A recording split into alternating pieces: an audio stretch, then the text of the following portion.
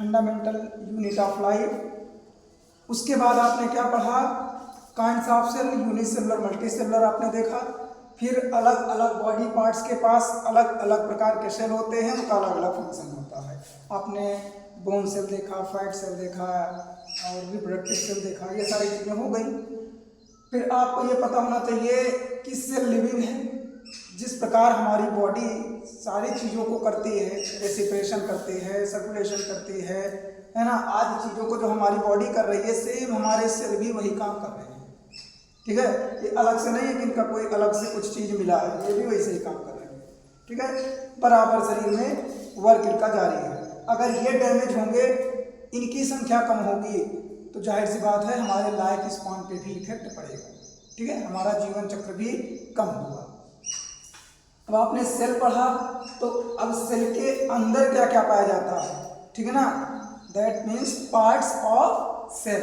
Cell के हिस्से अगर हम पढ़ने जाएं तो स्टडी भी अजीब है।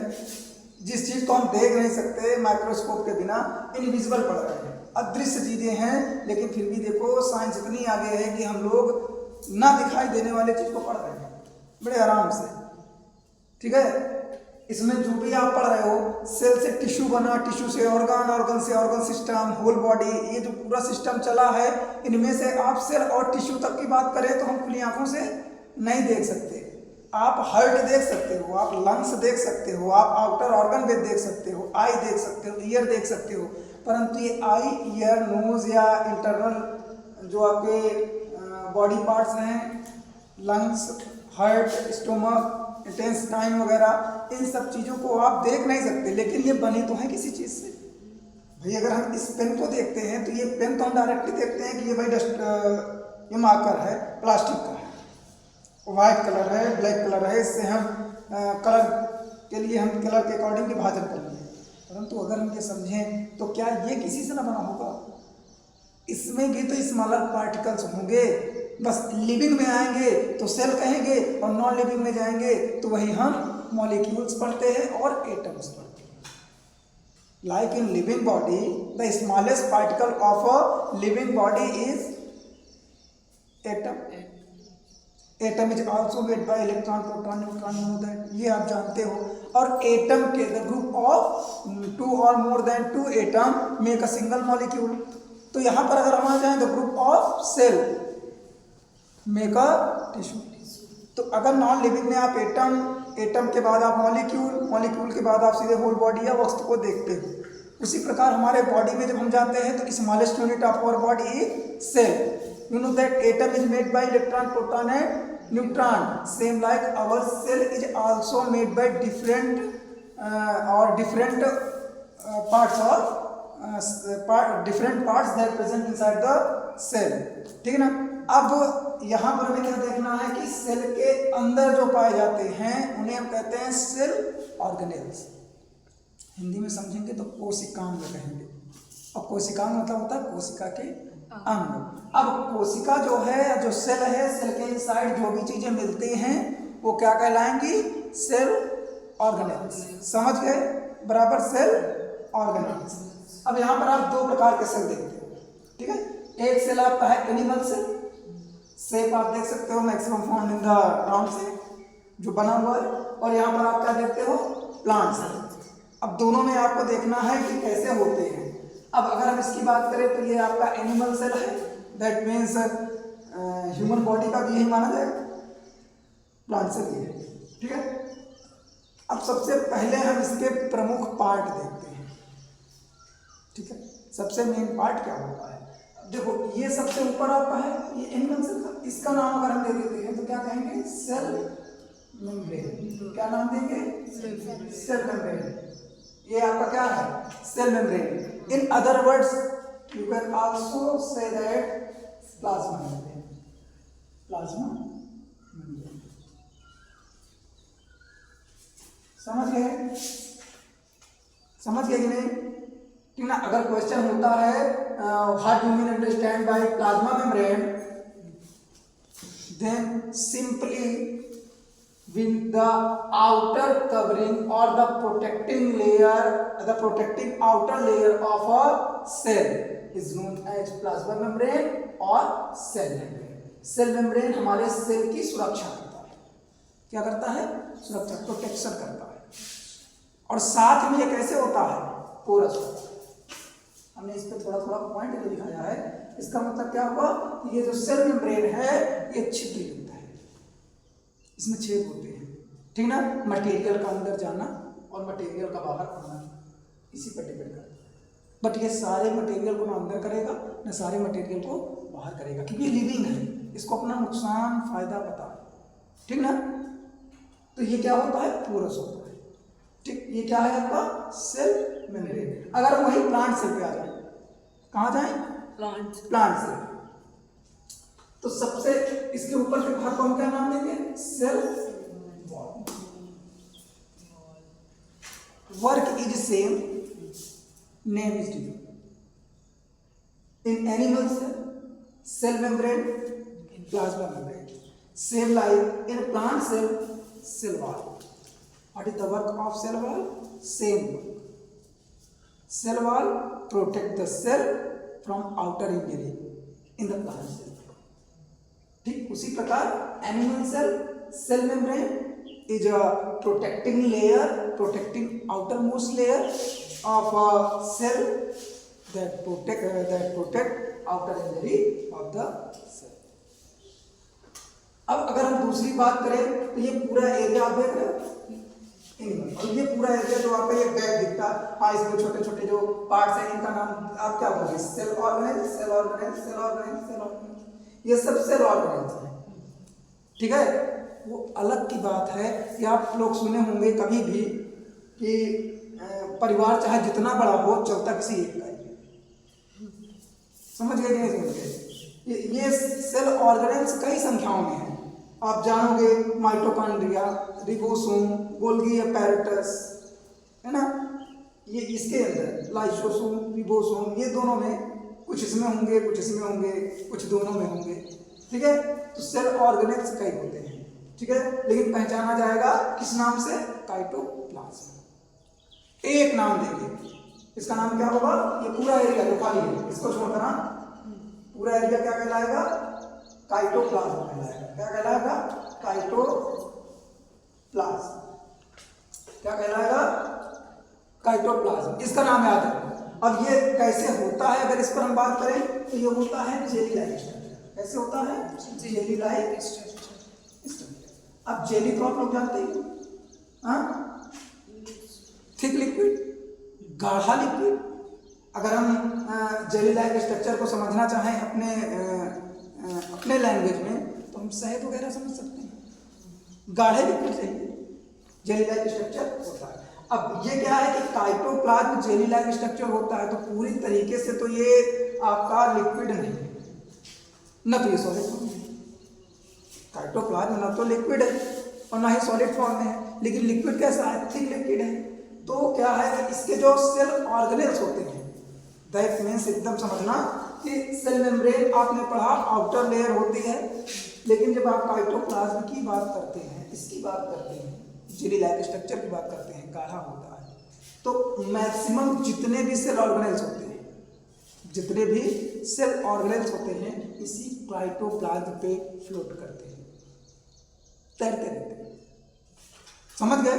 जैसे अगर हम समझें mitochondria, Golgi apparatus, ribosome, lysosome, है ना, प्लास्टिड्स, ये जितने नाम हैं ये सब क्या है? सेल ऑर्गेनेल्स हैं। क्या है? सेल ऑर्गेनेल्स हैं। लेकिन ये सेल ऑर्गेनेल्स किस हिस्से के हैं? काइटोप्लाज्म के। किसके हैं? काइटोप्लाज्म। आउटर कवर को आपने सेल मेम्ब्रेन कहा, प्लाज्मा मेम्ब्रेन कहा, उसका काम खत्म।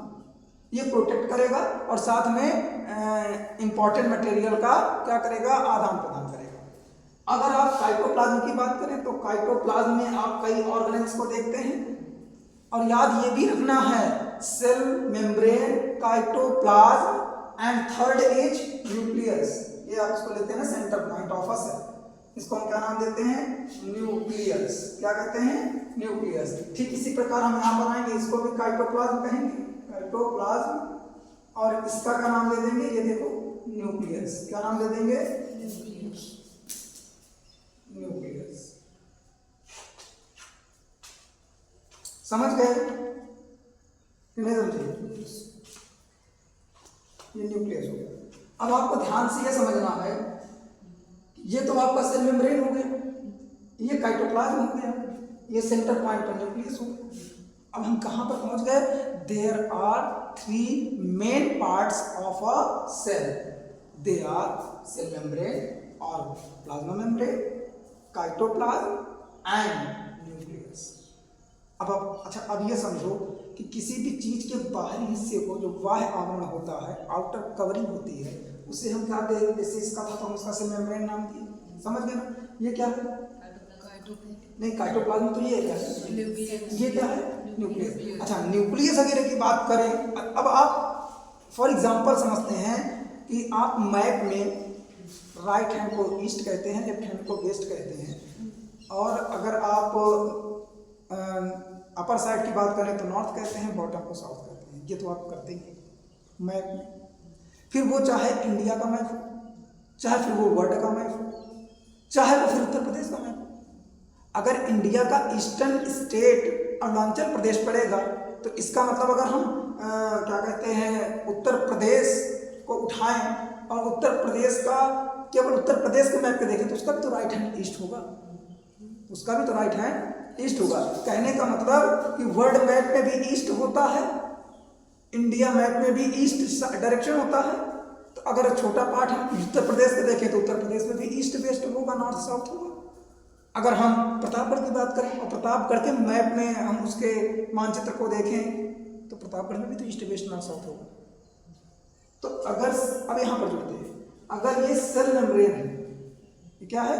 सेल मेम्ब्रेन है, तो ये क्या है? सेल का आउटर कवर है, प्रोटेक्ट करेगा, आउटर इंजरी से बचाएगा, साथ में मटेरियल को इंटर आउटर करने में हेल्प करेगा, क्योंकि ये पोरस होता है, छिद्रयुक्त होता है, ठीक है, छोटे छोटे स्मॉल होल होते हैं। अब अगर हम इसकी बात करें तो क्या इसके पास नहीं होगा क्या? अगर सेल के पास सेल मेम्ब्रेन है तो न्यूक्लियस के पास क्या होगा? बताने की जरूरत पड़ेगी, न्यूक्लियस मेम्ब्रेन। न्यूक्लियस के पास क्या होगा? न्यूक्लियस मेम्ब्रेन, क्योंकि न्यूक्लियस को जो बचाए, ठीक है, तो इसे क्या कहते हैं? न्यूक्लियस। और इसके आउटर कवर कौन का नाम देंगे? Nucleus membrane. समझ गए ना? बराबर पार्ट ही समझना है, अभी पूरा पार्ट हम नहीं पढ़ेंगे क्योंकि क्लास 8 है तो हमको बहुत ज़्यादा ब्रॉड में नहीं जाना है। बट ये है कि हमें ये भी नहीं है कि हम अनजान रहे व्हाट इज सेल, नहीं पता है ना। तो ये कौन सी पढ़ाई हुई कि हम भैया चैप्टर 8 कंप्लीट हो गए, सब कंप्लीट, सब कुछ आ रहा है, अब तुमसे पूछा जाए व्हाट इज सेल, कह दो ये भी पढ़ाया नहीं गया, लिखवाया नहीं गया। अरे तो लिखवाया तो आपके पापा का नाम भी नहीं गया, व्हाट योर फादर्स नेम मत बताओ, ना बताओ। होता ही नहीं होता ऐसा। लोग कहते ना, ज़्यादातर स्टूडेंट का यही होता है कि अरे ये तो लिखवाया नहीं गया तो मुझे लर्न कहाँ से हो। मतलब जब टीचर लिखवाएगा फिर वो कहे कि याद करके आओ, तभी याद करेंगे। ये भी तो समस्या है कि लिखवा तो दिए, आप राइट करवा दिए, व्हाट इज सेल हमने लिखवा दिया, the fundamental unit of life is known as cell, ठीक है ना, जितना भी था और समझा दिए, बता दिए। सेल की खोज 1665 रॉबर्ट हुक ने किया, सबसे पहले उन्होंने देखा तो सबसे पहले माइक्रोस्कोप का उन्होंने इन्वेंशन किया, और जो इसके नीचे देखे गए वो माइक्रोस्कोपिक ऑर्गेनिज्म कहलाए या माइक्रोब्स कहलाए। अब फिर आपसे पूछा जाए कि सेल की खोज कब हुई थी, तब आप कहते हो कि ये तो लिखवाया नहीं गया। तो कितना कुछ लिखवाया जाएगा? सब लिखवाया नहीं जाता। अगर सब लिखवाया ही जाए तो क्लास क्यों चले? आपके पास लिख के ना व्हाट्सएप कर दिया जाए, भैया नोट कर लो, नोटबुक पे लर्न कर लो। तो लर्न करना, there are 2 points of study, one based on learning, second based on understanding. अगर आप अंडरस्टैंड करते हो तब आप ज़्यादा वर्क करोगे, कुछ अपने से लिखोगे, कुछ अपना थॉट दोगे, अपनी थिंकिंग होगी, कुछ अच्छा पूछोगे। जब आपने ऐसा किया ही नहीं तो आप तो सिर्फ रह गए लर्निंग के भरोसे। आपको सिखा दिया गया कि ये आम है तो आपके लिए वो आम है, दिस इज मैंगो, काम खत्म। लेकिन अब कह दो कि आम का क्या, आम से क्या यूज है, what is the use of mango, कहते तो लिखवाया नहीं। फिर कभी कहा जाता है write to carnivorous animal, lion tiger, किसी ने आके कह दिया, और जयकार, कहते तो लिखवाया नहीं गया, दो ही मुद्दे। तो ये गड़बड़ हो जाता ज़्यादा। तो कुछ चीज़ों को हम यहाँ पर सब कुछ लिख के सब कुछ थोड़ी ना करेंगे, सब समझ लो और मेन टॉपिक याद रखो। तो सबसे पहले हमने ये सारी चीज़ें देखी, तो सेल पढ़ रहे हैं, हमने दोनों सेल बना दिए, ठीक है ना। अब ये है कि बहुत अच्छा फिगर नहीं है, वो गड़बड़ हो सकता है। यहाँ पर आप देखेंगे सेल मेम्ब्रेन देखे। अब हम मेन पार्ट्स पहले देखते हैं, पहले हम मेन पार्ट्स देखते हैं।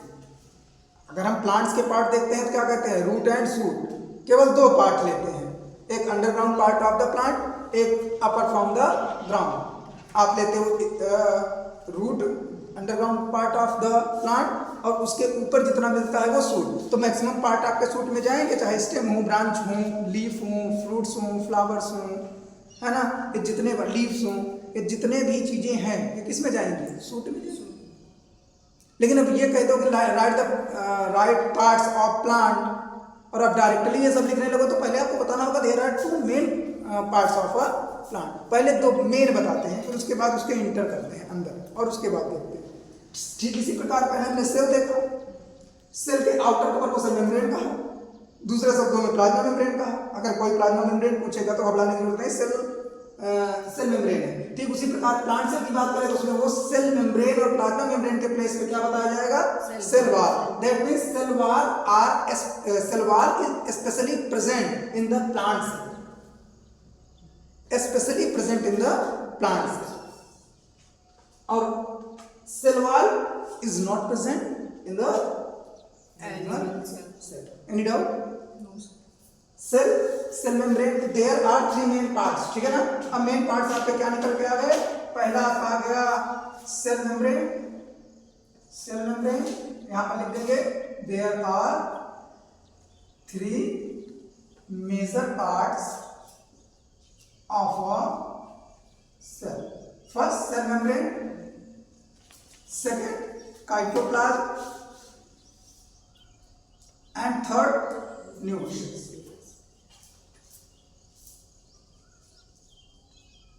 क्या हो गया, न्यूक्लियस।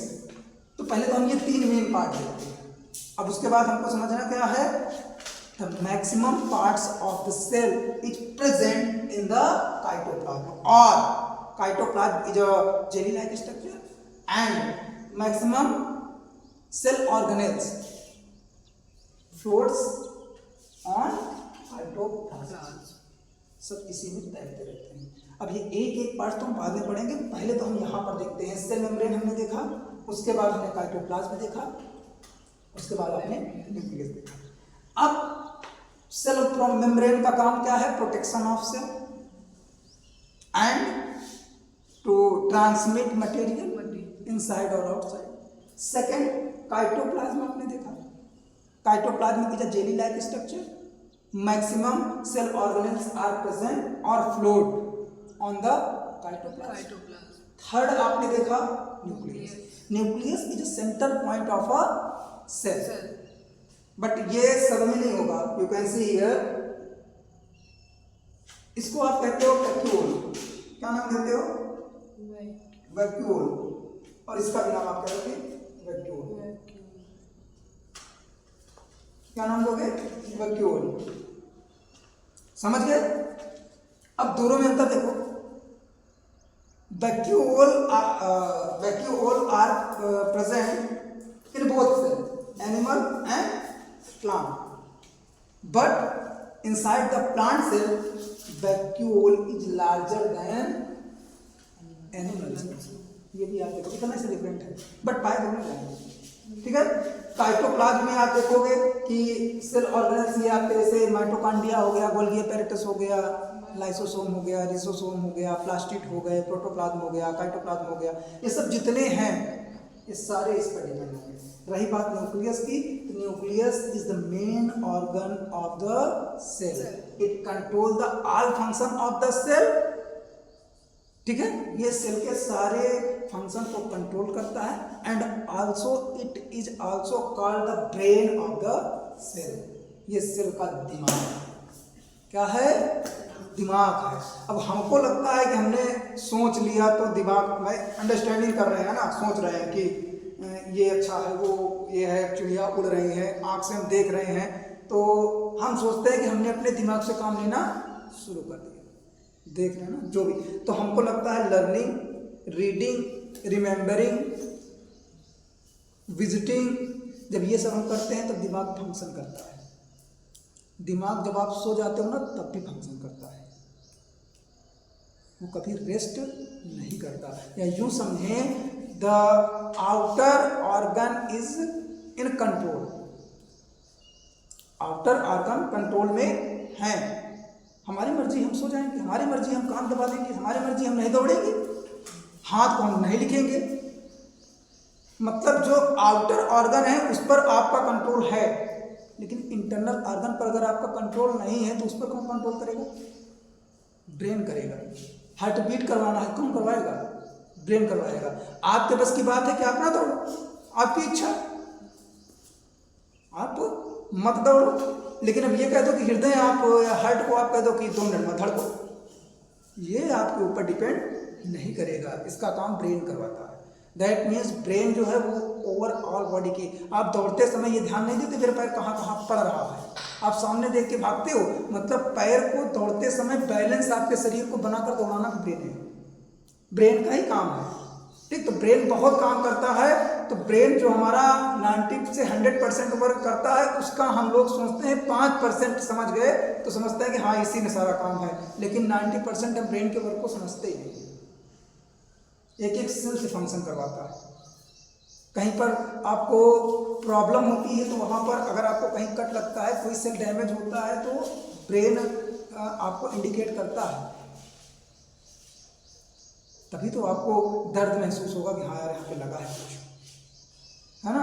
और कभी कभी दिमाग से कुछ अच्छी थिंकिंग करते हैं तो अच्छा पॉजिटिव आती है, तो हमेशा पॉजिटिव थिंकिंग के साथ पढ़ेंगे, कोई दिक्कत नहीं। ठीक है, अब यहाँ पर आपने देख लिया सेल, देखे सेल का डिस्कवरी आपने देखा, इन्वेंशन देखा, कब हुआ वो आपने देखा, उसके बाद टाइप्स ऑफ सेल में यूनिसेलुलर, मल्टीसेलुलर आपने देखा, और उसके बाद उनकी जो बैक्टीरिया की लेंथ थी 0.2 से 0.5 माइक्रोमीटर वो आपने देखा। फिर आपने देखा लॉन्गेस्ट सेल न्यूरॉन का होगा। ठीक है, तो आपने ऐसे सेल के बारे में अध्ययन करते चले गए, बोन सेल, फिर उसके बाद muscle cell, according to function, कई प्रकार के सेल आपने देखा। अब यहाँ पर मैंने सेल की चर्चा की तो सेल में हमने एनिमल सेल और प्लांट सेल देखा। एनिमल सेल में आपने देखा सेल मेम्ब्रेन, एनिमल सेल में आपने देखा साइटोप्लाज्म, एनिमल सेल में आपने देखा न्यूक्लियस। सेम आपने प्लांट सेल में भी वही देखा। अगर हम समझे तो पत्तियों का रंग हरा होता है ड्यू टू क्लोरोफिल, है इसी कारण होता है। और क्लोरोफिल में अगर हम सेल की बात करें तो क्लोरोफिल के अंदर क्लोरोप्लास्ट मिलेगा, तो क्लोरोप्लास्ट जो होगा वो कलर देगा, पत्तियों को कलर देगा कौन? क्लोरोप्लास्ट। कौन देगा? क्लोरोप्लास्ट। तो क्या हमारा रंग हरा है? तो क्या हमारे बॉडी में, हमारे सेल में क्लोरोप्लास्ट होगा? तो बस ये स्पेशल है, सेल मेम्ब्रेन यहाँ होगा, सेल वाला होगा, क्लोरोप्लास्ट इनके पास होगा, क्या कहते हैं प्लांट सेल के पास, तो एनिमल सेल के पास क्लोरोप्लास्ट नहीं होगा। यहाँ पर वैक्यूल छोटा है, यहाँ पर बड़ा है, पाए सब जाएंगे। अच्छा ये बताओ कि ये जो आपके वैक्यूल हैं ये सेल के किस हिस्से में? In which part of cell vacuole are present? Cytoplasm. Cytoplasm. ठीक है, तो यहाँ तक की स्टडी समझ में आई।